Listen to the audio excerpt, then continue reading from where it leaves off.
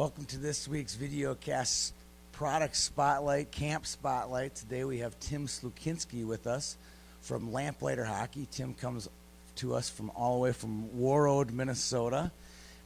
Tim is down for his son Grant's region tournament, and he's here to talk about his camps. Before we start talking about his camps that he's going to put on this spring, summer, and fall, let's talk a little bit about Tim. Tim, thanks for joining us. Thanks for having me. Let's just talk about your hockey playing background. I know that you played for the hated Fighting Sioux, but I know that you played a little bit. You're from Canada, played a little bit junior hockey, played probably some post-college hockey as well. Talk about that a little bit. Yeah, that's correct. I'm from Portageville Prairie, Manitoba, which is 50 miles west of Winnipeg. And I played junior hockey up in Portage for one season, and then went to the Saskatchewan Junior Hockey League for 2 years. And from there went to the former Fighting Sioux, I guess, now. But what is it now? I don't even know the name of it. North Dakota. North Dakota, name, right? University of North Dakota. Awesome. Yeah. So I was there for 2 years and finished my college playing days up at the University of Regina, Saskatchewan, up in Canada, and picked up my physical education degree there. And from there went down and played in the Western Professional Hockey League for one season down in El Paso, Texas. Nice. So, hockey hotbed. Yeah. Did you wear a visor? No. Yeah. No. That was a big thing back in the day, wasn't it? It was, but I think that was still before, it was still kind of catching on, I think. It really was, it was almost an unwritten rule that you just didn't wear one at that time still. Yeah. Yeah. That's why I bring it up, because remember it was a big thing, and the guys with visors, it was a no-no to wear a visor. Yeah, and that's changed now. Oh, you see it. Everyone's got one. Yeah. So they're protecting their eyes, and it's their livelihood is their eyes. For sure. We'll get to that in just a second. For sure. All right, you talked about your physical education background. Tell me a little bit about why that's important to what we're going to talk about with your camps, and why it's important. Well, I think it's important because it gives me a different perspective. I've played the game at high levels. I know the game well. But at the same time, I think what the physical education trains me or has taught me is how to maybe analyze the skills necessary to play hockey. So I'm able to, watch the kids in my camps and quickly assess where they are, and then determine what they need to get to that next step in their skill, which in this case would be shooting. So I think that background definitely helps the combination of the playing the game, and then just that education training definitely helps the kids in the camps. Let's talk a little about the camps. I mean, there's lots of features to the camps. Tell the people out here what they would expect if they drop their kid off for your camps over a weekend. Well, I think there's three things that really, if I can summarize the camp, I would say this. The kids are going to have fun. That's important. There's no doubt. You play the game for fun. I mean, whether you're playing in the NHL or the MITE system across Minnesota, I mean, everybody still wants to have fun playing the game. I think that's important. So I want families and parents and kids to know that if they come to my camps, they will have fun. And I encourage the parents to come in, listen.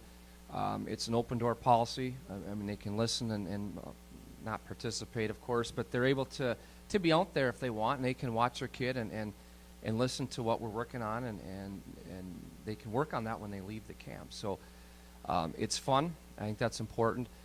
Secondly, I want the kids to have success, and that's important as well. We challenge the kids. We give them a little bit of a taste of success, and then at the same time, we want them to fail, because we want them to realize that you want to build up their confidence a little bit, and then at the same time, you want them to understand that no matter how good you think you are, there's still things that you can do better. And that's that failure part of it. We want kids to fail, but at the same time, if they're having fun, they will continue to practice and work on those things that they know they need to work on to get better. So speaking of failure, all you have to do is turn on a Patrick Kane video where he's stick handling around the pucks. Have you seen that video? Yeah, I have. It's amazing. Yeah. That's you might want to turn something like that on for a shooting to realize, okay, you guys are pretty good at this right now, but look how much better you could be. It's kind of that kind of thing, I would imagine. It is, and it's even for high school kids. I've had high school kids that good shooters, but it's easy to shoot 100 pucks and tell somebody that you just shot 100 pucks or 10,000 pucks, but I can put kids through drills that you could shoot 100 pucks And kids would benefit more from those 100 shots than somebody taking 10,000 shots, just taking repetitions. There's so much more that you can introduce into shooting drills that people have no idea that you can do. And that's the biggest thing, I think, is when people come to my camps, they realize, wow, I never thought that we could do this shooting pucks. But it makes you a better hockey player. Well, that's great. I think in part of the camp you do get a stick shooting weights, another product that you've invented, you and your wife Jenny have invented. Correct. Let's talk a little bit about the stick weight. There's two of them. We got one of them here. I've talked about it a couple times. Here's the big one right here. And then there's the smaller one. Do you have names for them besides big one and small one? Well, it's a 1 pound weight. We call that the mini. Then we have the 2 pound, which is the larger of the two that you held up. They work. I'll just tell you, they work. We use them up north. They come with the camps, so you sign up for the camps, and you get a stick weight to go with you. And the nice thing I like about that is that when the kids leave the camp, they have a souvenir reminder, right? So now, if that stick weight's in their hockey bag or their locker, I mean, it's a reminder of the things that we did in the summer training. So it's something that kind of, it stays with them, and it's something that if the kids use it, it works. I mean, I'll just tell you it works. Yeah, that's great. So let's wrap up the video and talk about, I'd be remiss not to talk about world, you guys have been on the spotlight, the world spotlight the last few weeks here in Minnesota, and we're just as proud. It doesn't matter if you're 6 hours away. Let's talk about, you obviously related to Gigi Marvin through marriage. Tell me about a TJ Oshie or a Gigi Marvin story that, kind of, that your version, one you'd like to talk about. Yeah, this past Thanksgiving, Gigi was in town for Thanksgiving, and she's training for the Olympics, limited time. She's just in town for a short time.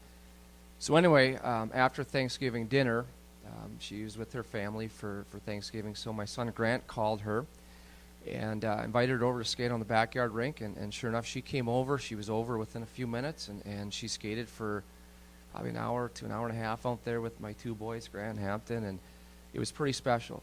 She's a great hockey player, awesome person, but to have her there with the boys just on a Thanksgiving night up in Warroad, I mean, it's pretty special, and that tells you who she is, and of course her passion for the game is incredible. Well, I hate to put you on the spot here, but we know you're from Canada, and you and I have had our jabs back and forth about Canada, U.S. during the World Juniors and during the Olympics and stuff. During the Canadian-U.S. women's game, you got your family there. You're watching the game. Were you torn, country versus family, on that game, or it was probably pretty hard for you to watch? It is, but it's. I was really hoping that Gigi would get the gold. As I said, she's a great person, and it's tough to watch. Of course, it's for Americans. It was that was a really hard game. It was a hard book to put down. It was a fantastic game from start to finish. It was, and the hockey's incredible. The girls play at a high level, and it's too bad. I mean, you come a goal post away basically from winning the gold, and I guess if there's a lesson from that, it's you play until the final buzzer, right? I mean, That's right.